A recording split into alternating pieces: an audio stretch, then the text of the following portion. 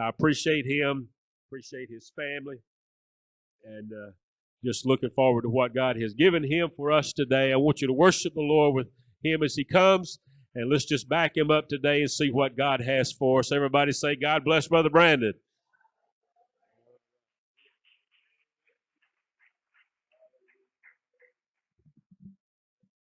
I don't know if any of y'all, I'm sure at some point you have been in I've seen them in motels on the wall. They have these big boxes on the wall, and sometimes they have a fire extinguisher in them. Some of them have an axe, and it always says, in case of emergency, break the glass. Well, that's what happened. I'm the fire extinguisher's emergency. Brother Bobby broke the glass yesterday, and so here I am. I don't know how I get myself into these situations.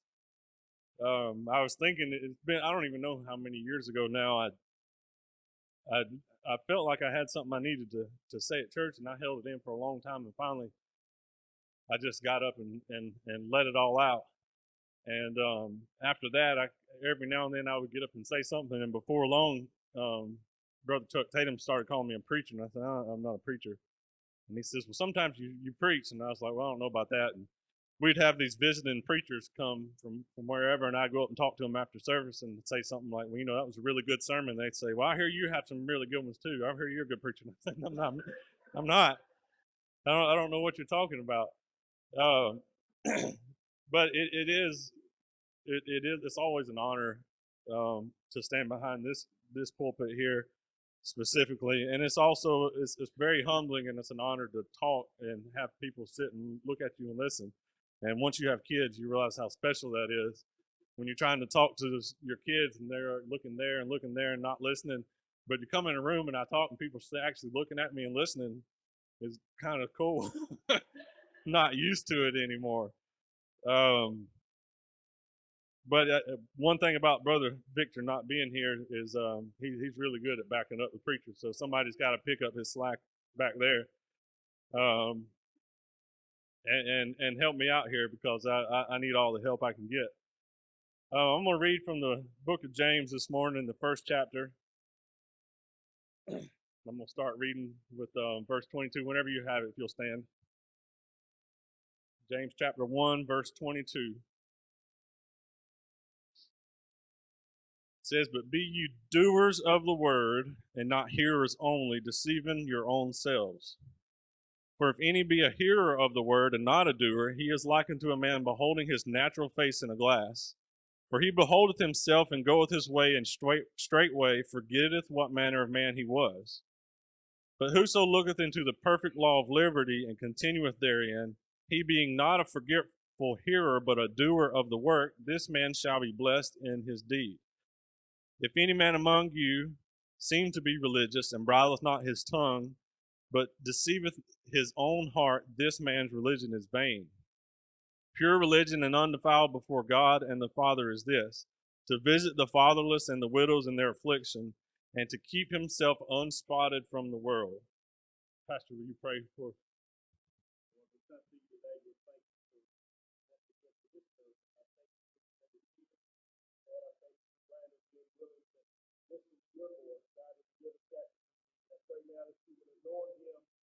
our minds and our hearts, our ears, and we can hear what you have to say.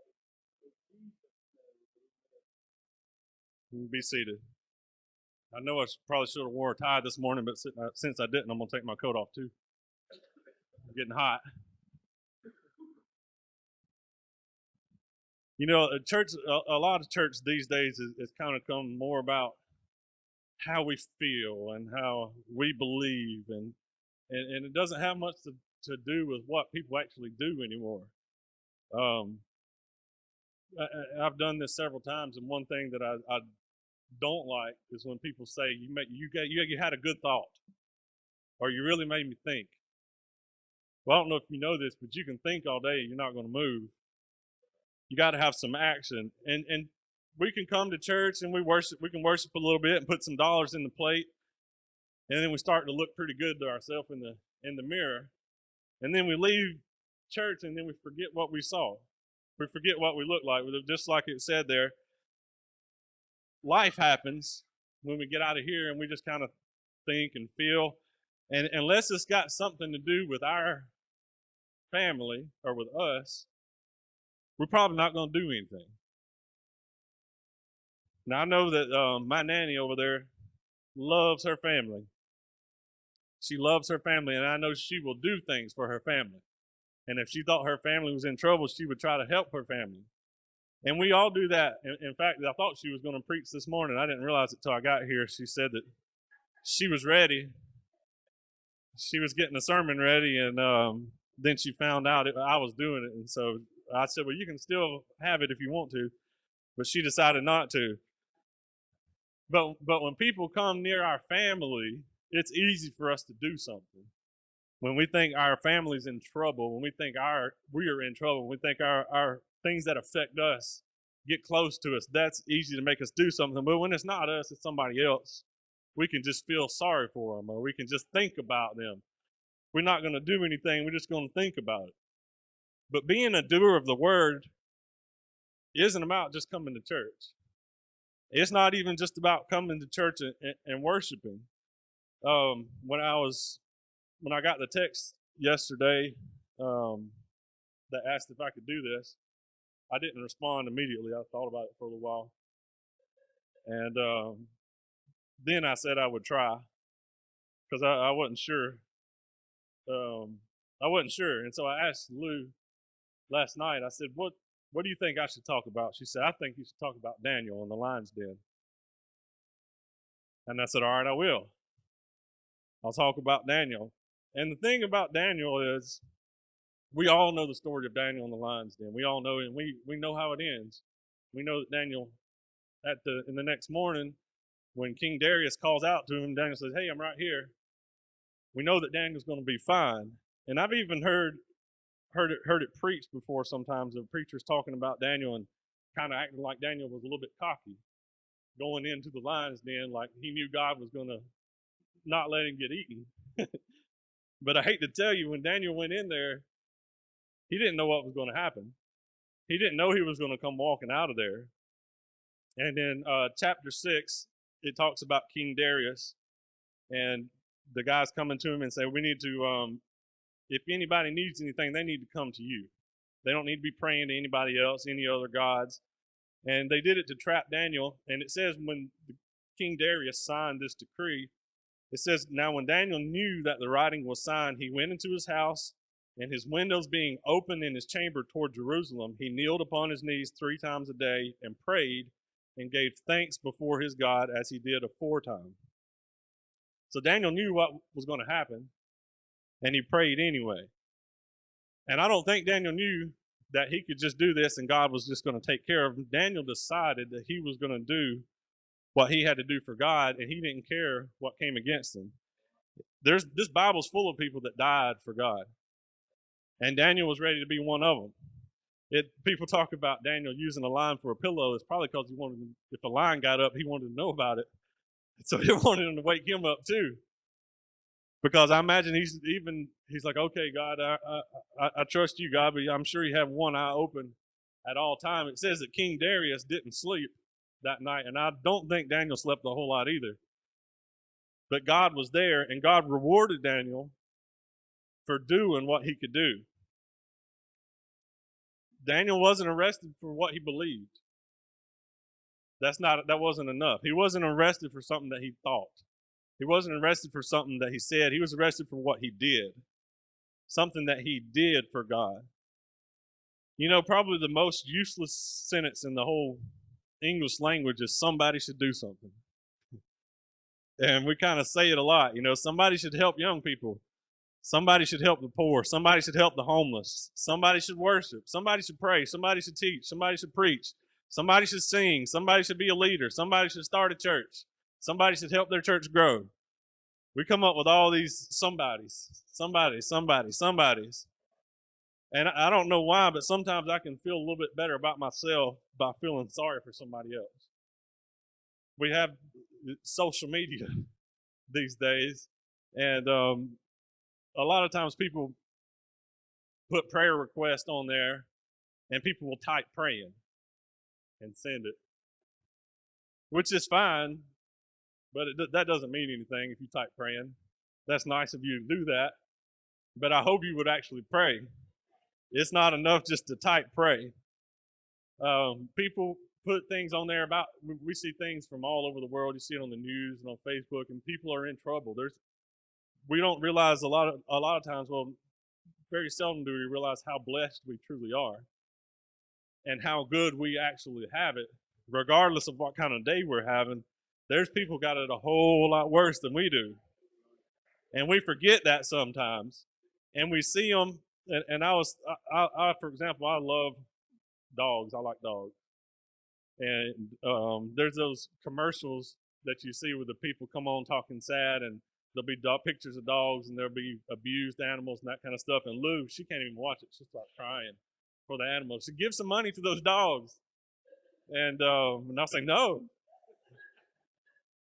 but that's just it. I've never given money to help out abused animals or anything. I've never been to rescue one.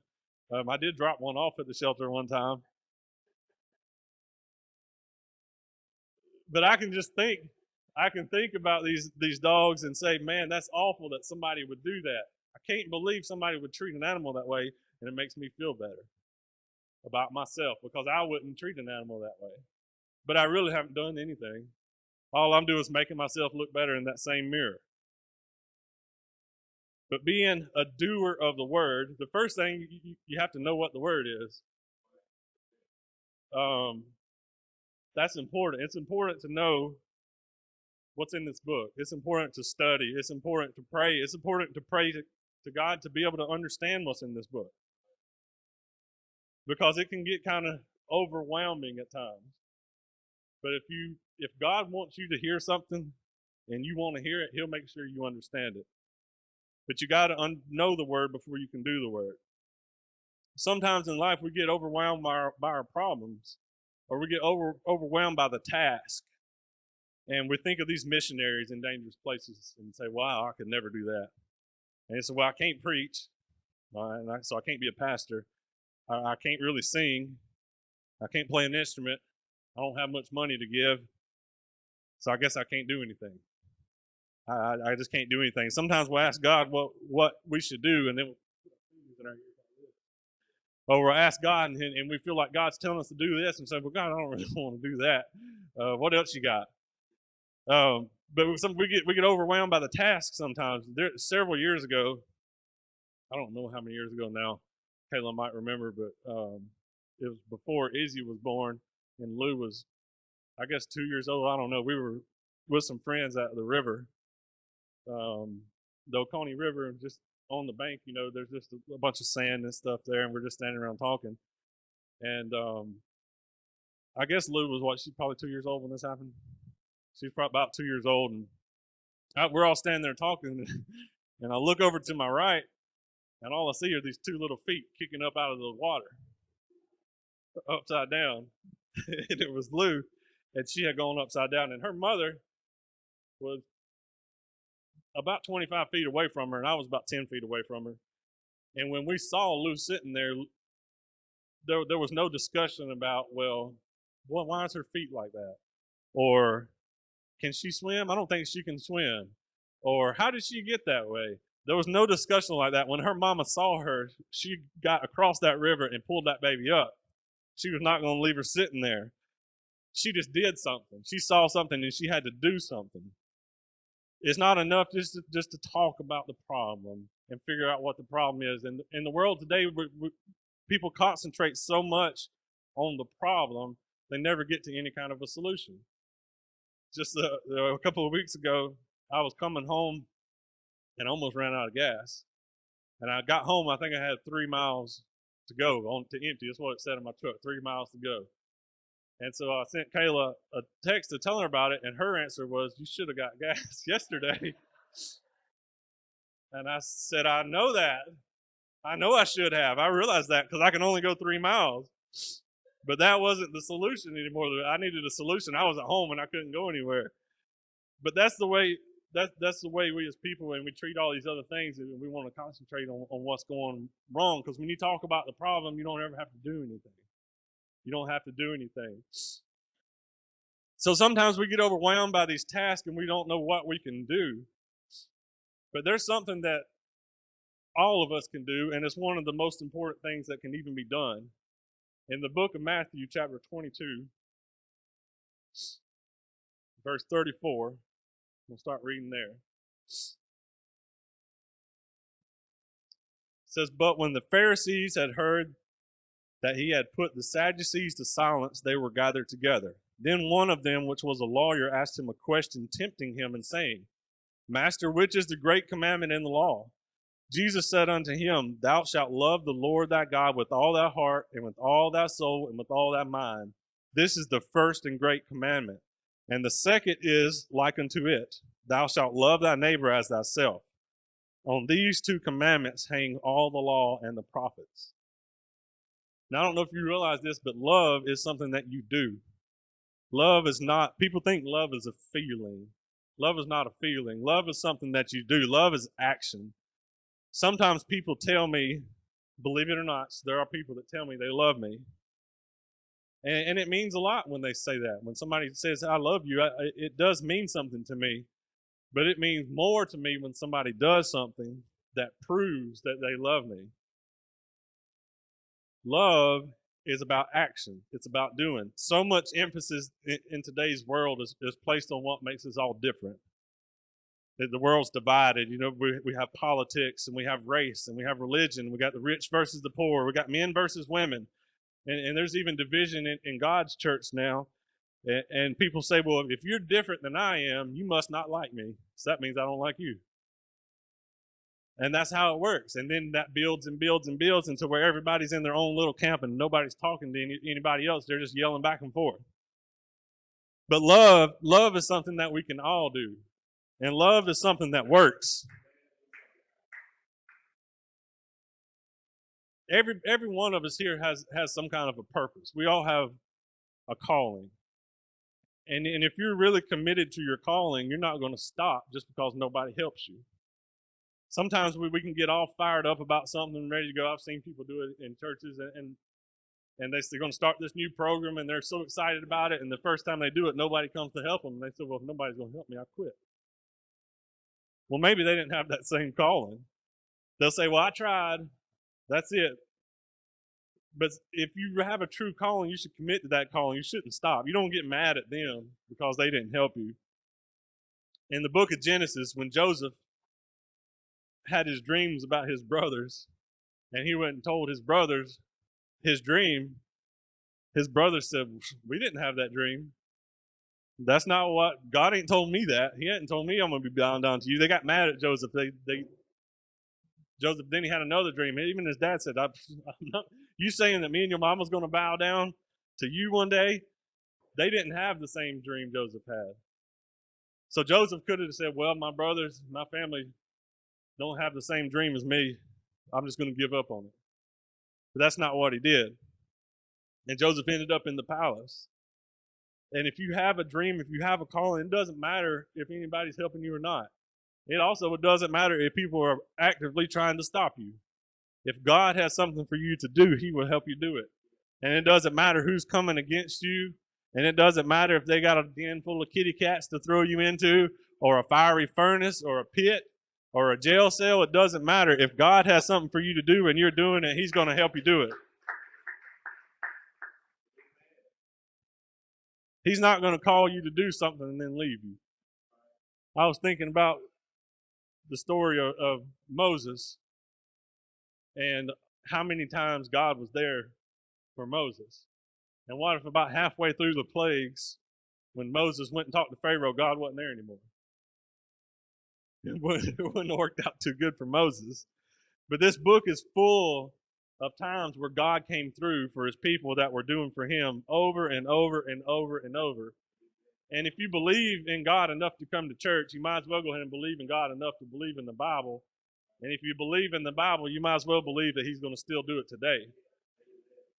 So if you've got something that you're supposed to do, do it. The best time to do something for God is right now. My nanny used to say she was going on a diet on Mondays.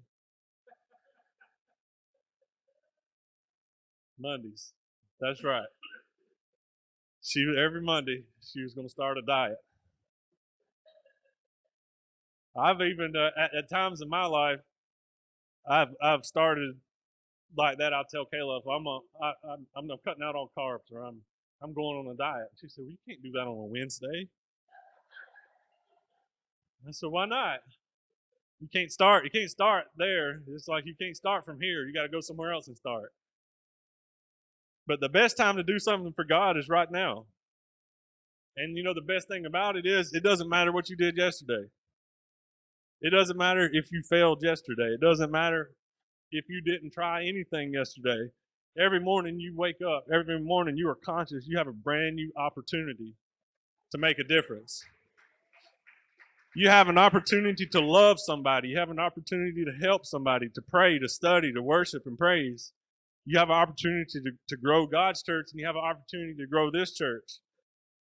You never know when you show God's love to somebody where that person might have been thinking, nobody loves me. And you never know when you stop to help somebody, they had just given up on themselves. And you never know when your testimony might get somebody through one more day. God puts these people in our lives, and it's not up to us to try to figure it all out. It's just up to us to do it. It's just up for us to do the word. It's up for us to love people, to help people, to be there for somebody. I think this church in the past 2 years has grown a lot. And I think we want it to continue that way. I think we all do that are here. And the way that's going to happen is by us doing the word. It's by us loving each other and loving everybody else. It's about taking the message from here to out there. It's not about just trying to get people in here to hear it. We get it here, we take it out there. We have to do God's word every single day. It's not just a Wednesday night or just a Sunday thing. This is something that you live every single day. And I'm about to close, but I really I really hope that everybody, when you go from here, it's not something that you just think about. Before we leave, I think we should all find a place to pray this morning, and let's tell God we want to do something for Him. If you come to God and say, "Hey, I want to do something for you," He'll give you something to do. If you come to your pastor and say, "Pastor, I want to help. I want to do something around here," he can probably give you something to do. But sometimes the people, we just wait for somebody to come find us. Well, I'll do something if somebody asks me to. But if nobody asks me, I'm not going to do nothing. Well, I'll testify if other people do it. Or I'll help if there's other people there. I'll clean up as long as I don't have to sweep. I'll do this, I'll do that, but I won't do that. But if you come and just say, "God, I just want to do something. I want to do something for you."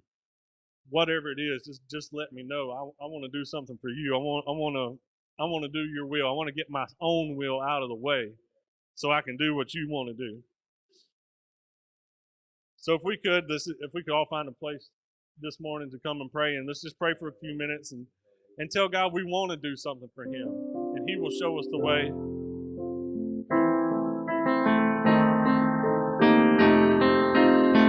Like I said, it doesn't matter what you did yesterday. It doesn't matter what you got planned. Starting right now, we can all do something for God. If you'd all stand. Just find a place to pray.